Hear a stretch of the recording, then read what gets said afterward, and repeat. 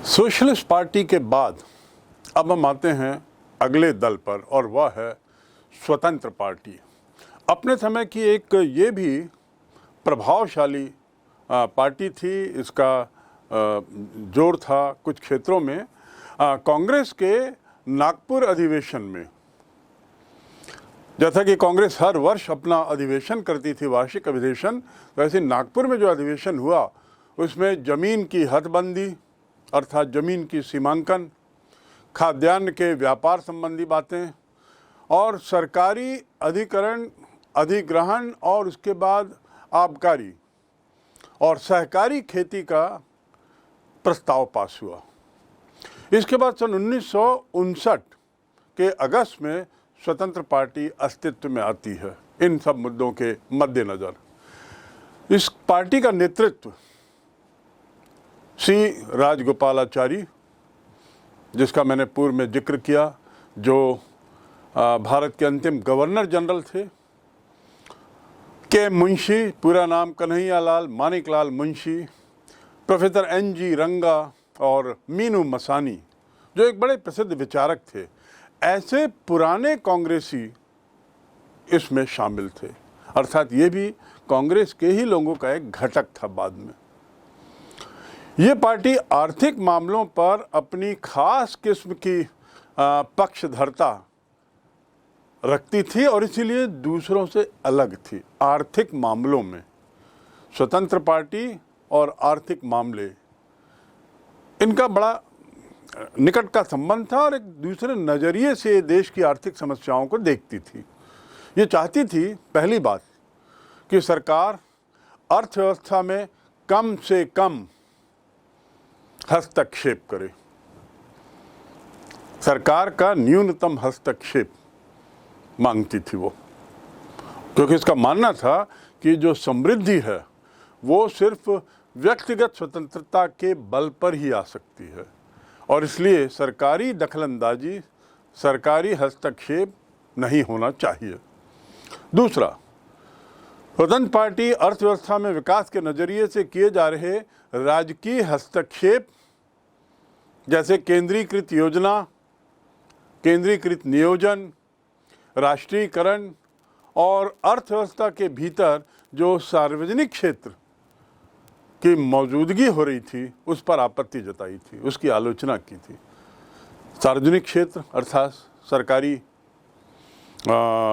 हस्तक्षेप उसमें होगा ही, और नियोजन और आर्थिक पंचवर्षीय योजनाएं, ये सब भी उसकी नज़र में सरकार के दखल के उदाहरण थे, जिसके वो सख्त खिलाफ थी।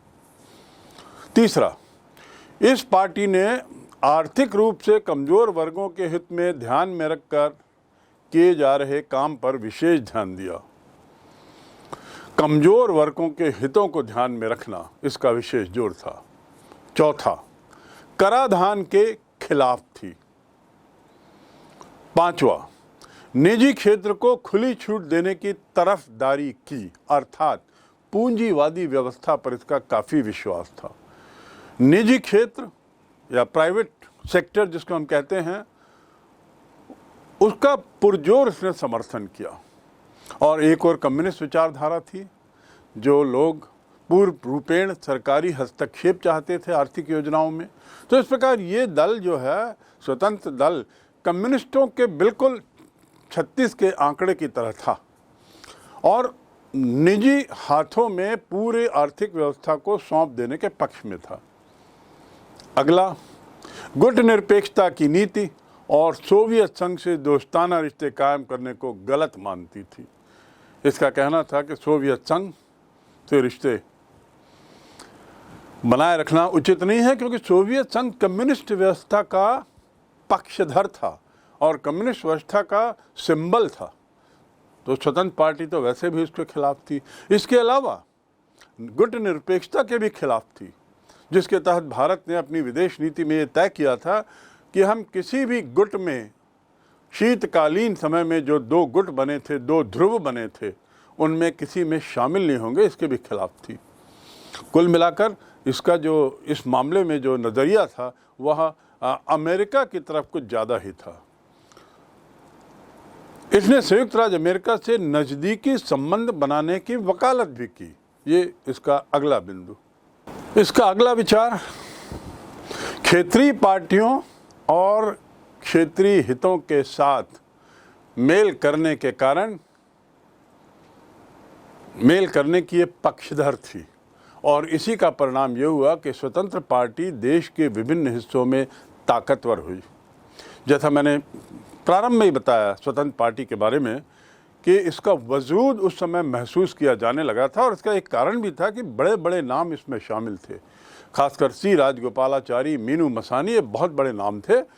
इन लोगों के कारण और इनकी नीतियों के कारण, जिसके तहत उन्होंने क्षेत्रीय दलों के साथ सहयोग करने की भावना को बढ़ाया, उसको संबल दिया, इसलिए संस्था, ये पार्टी, ये दल ताकतवर हुई।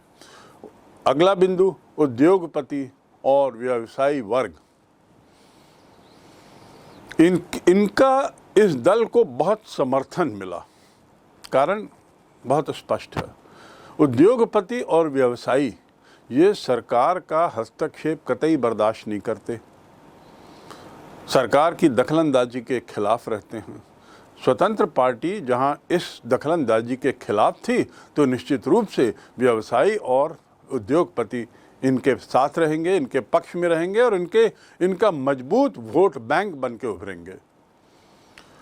आखिर व्यापारी वर्ग राष्ट्रीयकरण और लाइसेंस नीति के तो खिलाफ रहेगा ही, तो निश्चित रूप से लाइसेंस नीति और राष्ट्रीयकरण की नीति के खिलाफ होने के कारण स्वतंत्र पार्टी को स्वयमेव पूंजीवादियों का, अर्थात व्यापारियों का, उद्योगपतियों का बड़ा समर्थन मिला। अगला, सामाजिक आधार बड़ा संकुचित। लेकिन क्यों?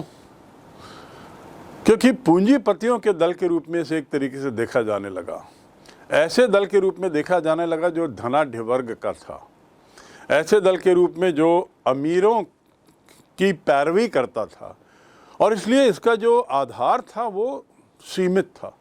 लेकिन जितना भी था उसको बहुत बड़ी आर्थिक ताकत मिली हुई थी, संकुचित होने के बावजूद भी बहुत ताकतवर थी, क्योंकि आर्थिक संबल था इसके सामने उद्योगपतियों और व्यापारियों के साथ।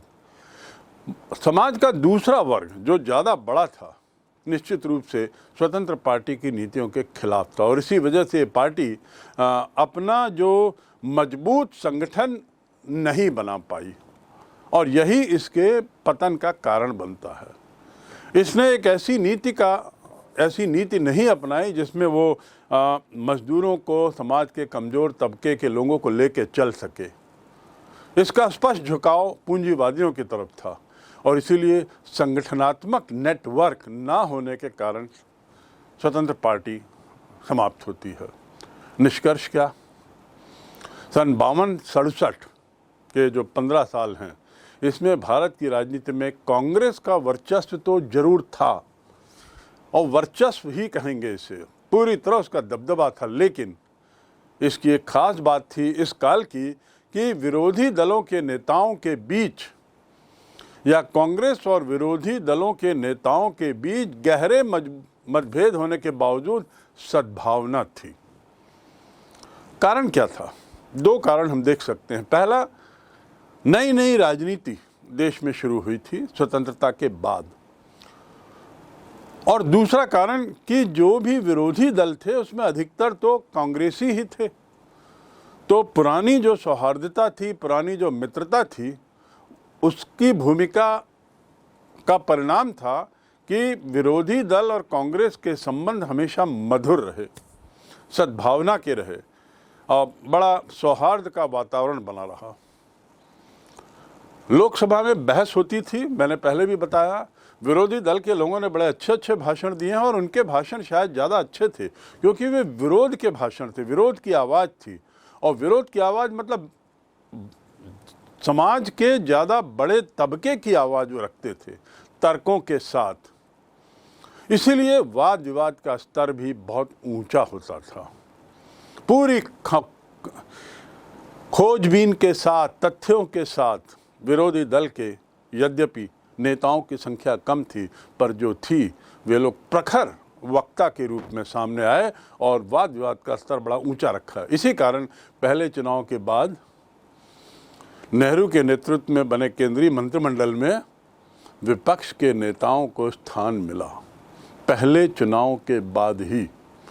पंडित जवाहरलाल नेहरू कांग्रेस के नेता, प्रधानमंत्री, विपक्ष की ताकत को समझते हुए विपक्ष के अनुभवों का फ़ायदा लेने के लिए उन्होंने मंत्रिमंडल में श्यामा प्रसाद मुखर्जी और भीमराव अंबेडकर को शामिल किया, जो लोग उनके प्रखर विरोधी थे वैचारिक रूप से। लेकिन नेहरू ने उनका सम्मान करते हुए, उनके विचारों का सम्मान करते हुए उन्हें अपने केंद्रीय मंत्रिमंडल में शामिल किया। यह सौहार्दता का बहुत अच्छा उदाहरण है। तीसरा कारण जो था सौहार्दता का, कि पंडित नेहरू स्वयं समाजवादी विचारधारा के थे, तो समाजवादी विचारधारा के होने के नाते कम्युनिस्ट पार्टी और कुछ अन्य जो दल थे जो इस तरह की विचारधारा रखते थे, उनके साथ उनकी मित्रता होना स्वाभाविक था, उनका विशेष लगाव था। इसीलिए जयप्रकाश नारायण, उनको भी उन्होंने सरकार में शामिल होने का निमंत्रण दिया, लेकिन वे शामिल नहीं हुए, वो बात दूसरी। पर जेपी जैसे प्रखर विरोधी को भी अपनी सरकार में शामिल करने के पीछे तथ्य ये है कि दोनों समाजवादी विचारधारा के थे। अगला जो बिंदु निष्कर्ष में है वो ये है कि जैसे जैसे काल गुजरता गया वैसे वैसे कांग्रेस की नीतियां स्पष्ट होती गईं। जैसे जैसे कांग्रेस की नीतियां स्पष्ट होती जाती हैं, विरोधी दलों की आवाज और मुखर होने लगती है। दूसरा, विरोधी दल भी जो शुरू में कांग्रेस के प्रति बड़ी सद्भावना का रुख रखते थे, जिसके कारणों पर मैंने पहले प्रकाश डाल दिया है, अब वो बंधुत्वता की भावना कम हो गई, अब कड़ुआहट ज़्यादा आने लगी। और उसका कारण था प्रतिस्पर्धा, बढ़ती हुई प्रतिस्पर्धा। राजनीतिक प्रतिस्पर्धा ने विरोधी दलों की आवाज़ को तीव्र किया, मुखर किया और बुलंद किया। तो जैसे जैसे सत्ता की प्रतियोगिता बढ़ती गई, वैसे वैसे विरोधी दल बनाम कांग्रेस या सत्ता दल के बीच की कड़ुआहट में भी बढ़ती गई और दरार आने लगी। विभिन्न दल और नेताओं के बीच में सद्भाव भी कम होता गया। आज के समय में यदि हम देखें तो राजनीति जो है वो कई बार व्यक्तिगत आरोपों और प्रत्यारोपों के बीच ही सीमित हो गई है। अब एक दूसरे पर आक्षेप, आरोप और प्रत्यारोप, यही राजनीति हो गई है। और सोशल मीडिया ने इस तरह की राजनीति को और बढ़ावा दिया है, जो बड़ी चिंता की बात है। परिणाम स्वरूप राजनीतिक वाद विवाद भी अब अपने स्तर को वो खो बैठे हैं जो पूर्व में थे। वास्तविक मुद्दे और समस्याओं से हटकर अब व्यक्तिगत आरोपों, लांछनों पर राजनीति की जाने लगी है, और ये बड़ा दुखदाई अनुभव है। यदि हम व्यक्तिगत आरोप प्रत्यारोप पर चलते हैं तो सामाजिक मुद्दों से हम दूर हो जाते हैं, वास्तविक मुद्दों से दूर हो जाते हैं। देश की समस्याओं पर चर्चा न करके हम व्यक्तिगत आरोप लगाकर दूसरे को नीचा दिखाने की कोशिश करते हैं, और यही दौर काफ़ी लंबे समय से चल रहा है और जिसकी तीव्रता बढ़ती ही जा रही है। ये जो प्रतिस्पर्धा की राजनीति थी वो स्वतंत्रता के तुरंत बाद ही उसका असर दिखने लगा था, और इसी कारण से समाजवादियों की जो मैंने बात की, मजबूरन 1948 में अलग होकर ये सोशलिस्ट पार्टी बनाते हैं। सोशलिस्ट पार्टी चुनाव में कुछ खास कामयाबी हासिल नहीं करती, पार्टी के समर्थकों को भी बड़ी निराशा होती है, और अधिकतर राज्यों में इसे बड़ी छुटपुट सफलता मिलती है। इस पार्टियों की स्थितियों को जानने के बाद अब हम थोड़ा उस काल के नेताओं के बारे में जानें।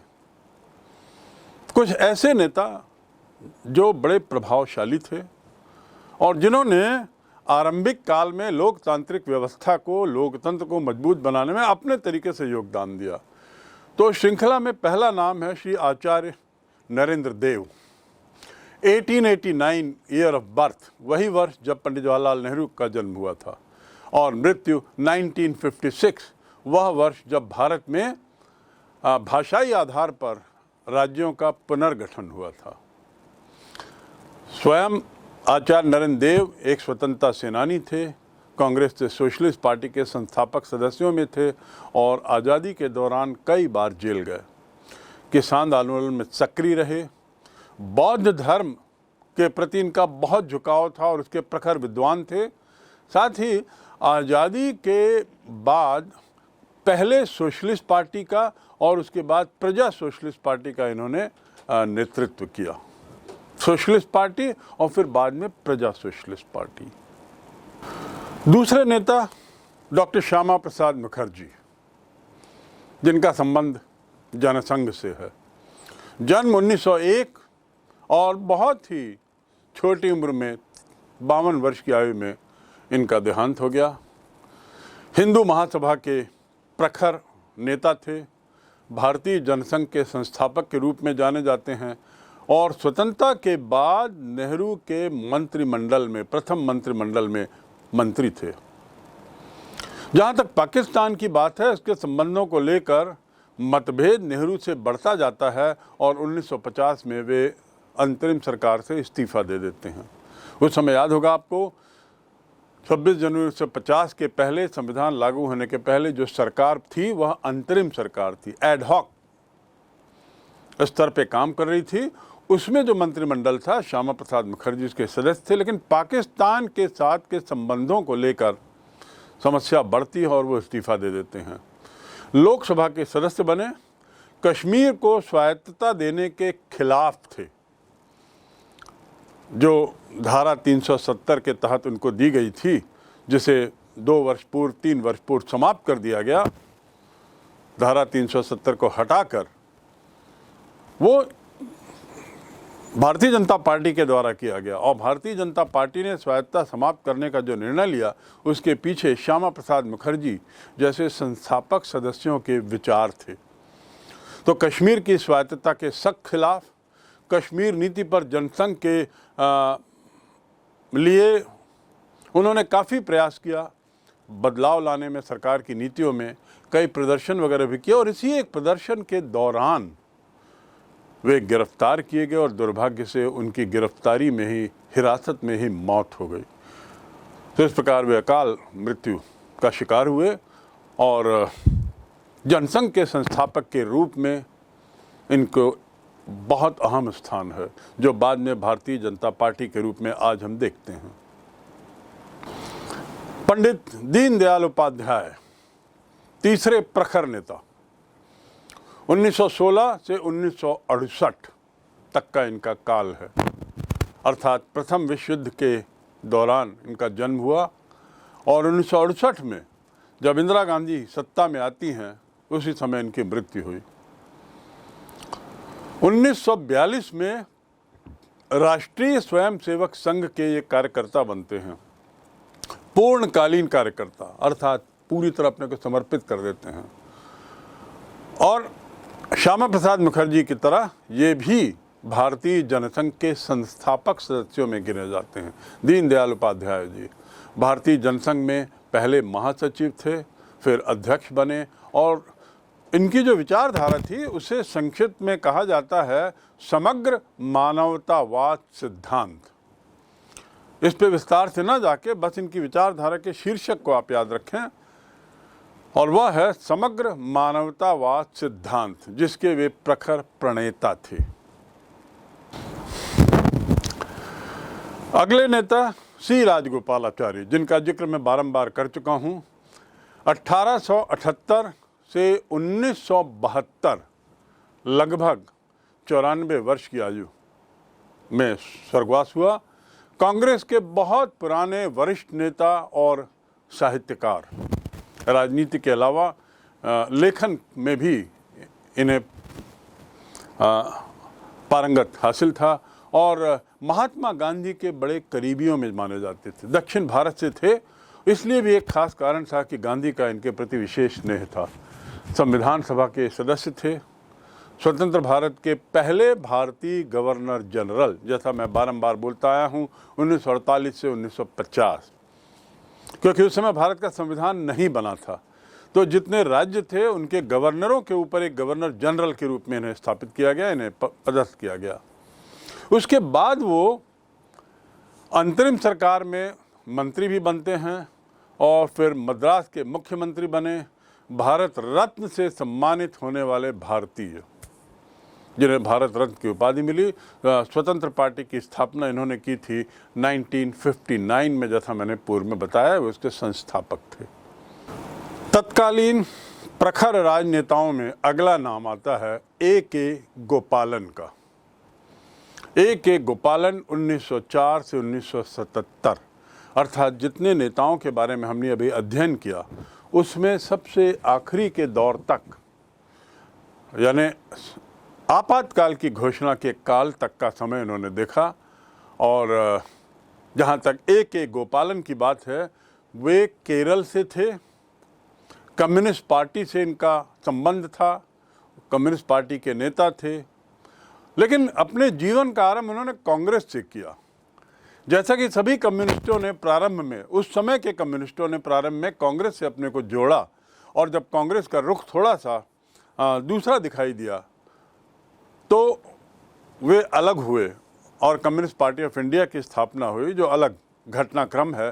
फिलहाल आप ये जानें कि ये भी कांग्रेस से ही निकले हुए नेता थे। 1939 में कम्युनिस्ट पार्टी में शामिल होते हैं। 1964 में कम्युनिस्ट पार्टी के विभाजन के बाद कम्युनिस्ट पार्टी ऑफ इंडिया मार्क्सवादी में शामिल होते हैं। ये कम्युनिस्ट पार्टी ऑफ इंडिया मार्क्सवादी अर्थात वह कम्युनिस्ट पार्टी का वह घटक, वह गुट जो अपनी प्रेरणा चीन से लेता था, सोवियत संघ से नहीं। और ये केरल की राजनीति में बहुत अहम स्थान रखते थे और केरल में कम्युनिस्ट पार्टी का बड़ा लंबे काल का शासन रहा। पार्टी के मजबूती के लिए उन्होंने बहुत से काम किए, सांसद भी रहे और एक सांसद के रूप में उन्हें बहुत ख्याति मिली। 1952 से सांसद रहते हुए लगभग अपने अंतिम वर्ष तक ये अपनी लोकसभा की कॉन्स्टिट्यूएंसी को का प्रतिनिधित्व संसद में करते रहे। इस प्रकार ये अध्याय एक तरीके से यहाँ समाप्त होता है, जिसमें हमने एक ऐसे काल का अध्ययन किया जिसमें एक दल का प्रभाव था, बहुत ज़्यादा प्रभाव था, दूसरे दल पनप भी नहीं पा रहे थे समझिए, लेकिन उसके बावजूद उस एक दल ने तानाशाही व्यवस्था को अख्तियार नहीं किया। यही हमारा सौभाग्य था। और ये तत्कालीन राजनेताओं की अच्छाई भी थी कि उन्होंने कतई ऐसा प्रयास नहीं किया कि अन्य दलों को कुचल दिया जाए, उनको नगण्य कर दिया जाए। बल्कि हम उदाहरण देखते हैं कि विपक्षी दलों की संख्या यद्यपि बहुत कम और प्रभाव बहुत कम होते हुए भी उनके नेताओं को समुचित स्थान संसद में और सरकार में कांग्रेस ने लगातार दिया जब तक संभव हुआ। उसके बाद एक दौर आता है जब सत्ता की राजनीति में प्रतिस्पर्धा बढ़ जाती है और इस बढ़ती प्रतिस्पर्धा के कारण कड़ुआहट बढ़ती है। लेकिन ये भी तय है कि विरोधी दलों का जब आना शुरू होता है और उनका प्रभाव बढ़ते जाता है तो कांग्रेस का जो प्रभुत्व है उसमें गिरावट आती है। और 1967 के बाद तो गैर कांग्रेसवाद का काल चलता है, एक दौर चलता है जिसका अध्ययन हम करेंगे और हमने कुछ हद तक उसको पढ़ा भी है। विरोधी दलों के बारे में बात करने के बाद संक्षिप्त में आपको इनकी भूमिका बताना जरूरी होगा। क्या भूमिका रही? पहला, सिद्धांतों के बल पर कांग्रेस की नीति और व्यवहारों की कड़ी आलोचना करते रहना। और जैसा मैंने कहा, भाषण देने में, वाद विवाद करने में विरोधी दलों के नेता किसी से कम नहीं थे। तार्किक तरीके से विवाद करने में इन्हें महारत हासिल थी और यही लोकतंत्र के लिए बहुत आवश्यक भी था। दूसरी भूमिका जो विरोधी दलों ने निभाई वो थी कि शासक दल पर अंकुश इन दलों के कारण लगा। शासक दल की निरंकुशता, तानाशाही पर लगाम लगाने का बहुत महत्वपूर्ण कार्य इन दलों ने किया। कांग्रेस के भीतर भी शक्ति संतुलन को बदलने में, शक्ति संतुलन को में बदलाव लाते रहने में विपक्षी दलों की भूमिका बड़ी अहम रहे, क्योंकि कांग्रेस से ही कई लोग निकलकर नए नए दल बनाते रहे। तीसरा रूप इसके भूमिका की यदि बात करें विरोधी दलों की, तो तीसरा है लोकतांत्रिक राजनीतिक विकल्प, जो एक अच्छे लोकतंत्र के लिए बहुत अहम बिंदु है, वह इन विरोधी दलों ने दिया। और इस प्रकार जो शब्द मैं बार बार बोल रहा हूं, लोकतांत्रिक व्यवस्था को जमीनी स्तर पर बढ़ाया। लोकतांत्रिक राजनीतिक विकल्प, उस समय जो शैशवावस्था में जो दल थे आज वे सत्ता में हैं। हम जनसंघ की बात कर रहे हैं, जो जनसंघ 1952-50 में जिसका जन्म हुआ, आज वह सत्ता में है और कई वर्षों से सत्ता में रही है, चाहे वो केंद्र में चाहे वो राज्यों में। तो इस प्रकार इनकी भूमिका को नकारा नहीं जा सकता। राजनीतिक विकल्प के रूप में इन्होंने जो काम किया। चौथी भूमिका, शुरुआती सालों में कांग्रेस और विपक्षी दलों के नेताओं के बीच में जो गहरा सम्मान था, जिसके बहुत से कारण थे, उस सम्मान के परिणाम स्वरूप एक अच्छी परंपरा लागू हुई। और उसी परंपरा का परिणाम था कि कांग्रेस इतना भारी भरकम वर्चस्व होते हुए भी तानाशाही रवैया अपनाने से दूर रही। और अंतिम है कि विपक्षी दल के कुछ नेताओं को सरकार में भी शामिल किया जाना, यानी उनकी ऐसी भूमिका भी थी कि वह सरकार में रहते हुए भी विपक्षी दल के हों। और इस प्रकार हम देख सकते हैं कि मंत्रिमंडल में बी आर अम्बेडकर थे, श्यामा प्रसाद मुखर्जी थे, ये दोनों प्रखर विपक्षी नेता थे। इनका सरकार में रहना और विपक्षी दलों की आवाज़ को रखना, ये एक स्वयं में एक बहुत अच्छी लोकतांत्रिक व्यवस्था का शानदार उदाहरण है। चुनावी राजनीति की यदि बात करें तो भारतीय जनता पार्टी 37.36% वोट पाती है जनता का, which is the highest vote share, जो अधिकतम वोट शेयर है किसी एक पार्टी के द्वारा 1989 के बाद। याद रखेंगे 1989 यानी वीपी सिंह के प्रधानमंत्रित्व का काल, जब मंडल कमीशन लागू होता है, मंडल आयोग आता है और अदर बैकवर्ड क्लासेस की एक कैटेगरी के लिए आरक्षण का प्रावधान आता है, जिसको लेकर पूरे देश में भूचाल मचता है। उस समय के बाद से लेकर अब तक में सबसे ज़्यादा वोट शेयर के साथ भारतीय जनता पार्टी सत्ता में आई है और 303 सीटें जीती है। इस प्रकार उसने अपनी सीटों में और बढ़ावा किया है।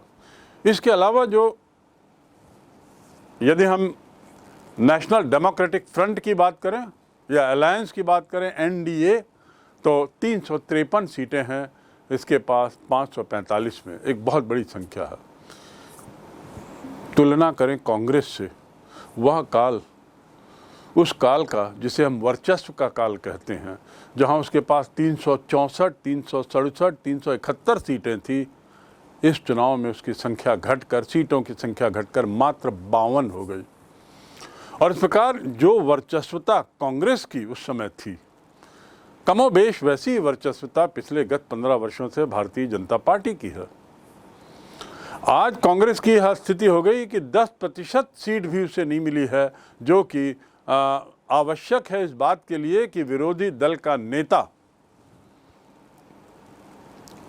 उस दल से आता है जो 10% सीटें जिसे लोकसभा की मिलती हैं, और विरोधी दल के नेता को लोकसभा के मंत्री का दर्जा मिलता है। दुर्भाग्य से कांग्रेस का ये हश्र हुआ है कि उसे 10% सीट ना मिलने के कारण विरोधी दल के नेता के पद से भी वो वंचित रह गई।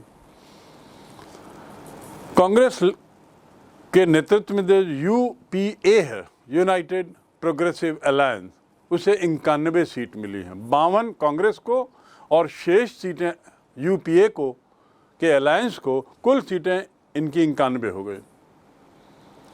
उसके अलावा एक तीसरा गुट है एनडीए, फिर यूपीए और तीसरा गुट, उसे कुल 98 सीट मिलती हैं।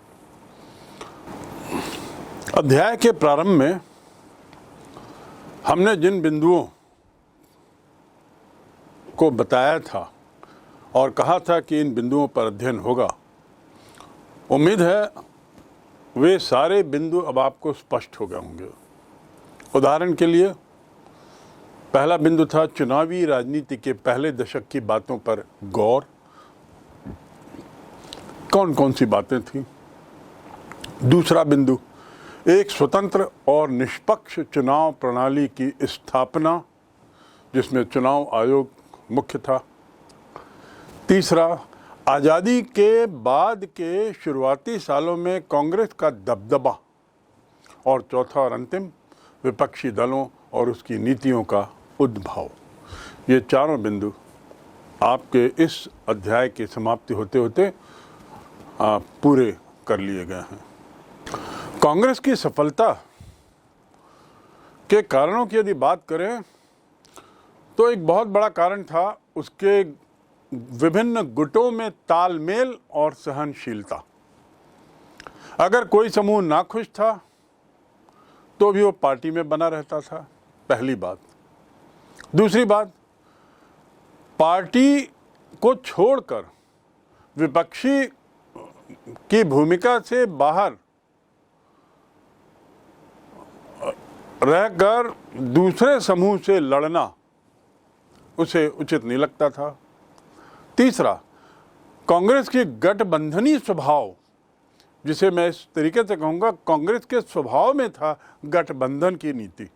तो उसका जो गठबंधनी स्वभाव था, उसकी जो गठबंधनी प्रवृत्ति थी, जिसमें जो भी आए वो गठबंधन में शामिल हो जाए, उसने भी कांग्रेस को के वर्चस्व को बनाए रखने में अहम भूमिका निभाई।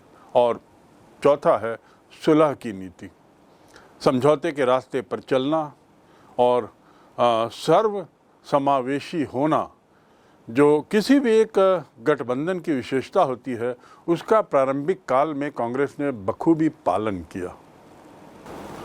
कांग्रेस के प्रभुत्व की जो प्रकृति को जिस तरीके से हमने समझा, उसे हम कुछ इस रूप में भी देख सकते हैं। खासकर जब हम तुलना करें अन्य देशों के साथ भी तो और स्पष्ट हो जाएगा, जिसमें पहले है कांग्रेस के प्रभुत्व की स्थिति, अन्य देशों में एक पार्टी के प्रभुत्व और भारत में एक पार्टी के प्रभुत्व में अंतर क्या। तो अन्य देशों की यदि बात करते हैं तो उसमें लोकतंत्र की कीमत पर एक पार्टी का प्रभुत्व रहा, और उसमें उदाहरण है चीन, क्यूबा, सीरिया। संविधान में सिर्फ एक ही पार्टी के लिए अनुमति थी। दूसरी ओर भारत की यदि बात करें तो एक पार्टी का प्रभुत्व लोकतांत्रिक परिस्थितियों में हुआ। लोकतांत्रिक तरीके से एक पार्टी सामने आई तो उसमें कोई गलत नहीं है। और इसको हम दो बिंदुओं में देख सकते हैं। मुख्य और निष्पक्ष माहौल में एक के बाद एक चुनाव होना एक कारण था। दूसरा कारण था कांग्रेस एक सुगठित पार्टी थी। और तीसरा था आज़ादी के आंदोलन के दौरान उसकी जो ऐतिहासिक भूमिका थी। ये तीन बिंदु हुए। जहाँ तक अन्य देशों की बात है, उसमें एक और बिंदु हम जोड़ सकते हैं, वह है म्यांमार, बेलारूस और इरिट्रिया। इन देशों में जो है व्यवस्था, शासन व्यवस्था, कहने को तो लोकतांत्रिक, लेकिन सैन्य उपायों के बल पर। पाकिस्तान में भी बहुत बार ऐसा हुआ जब तथाकथित लोकतांत्रिक व्यवस्था के नाम पर फौज के जनरल सत्ता में आते हैं, फौज के जनरल सत्ता में रहते हुए चुनाव कराते हैं। ये कतई निष्पक्ष नहीं थे।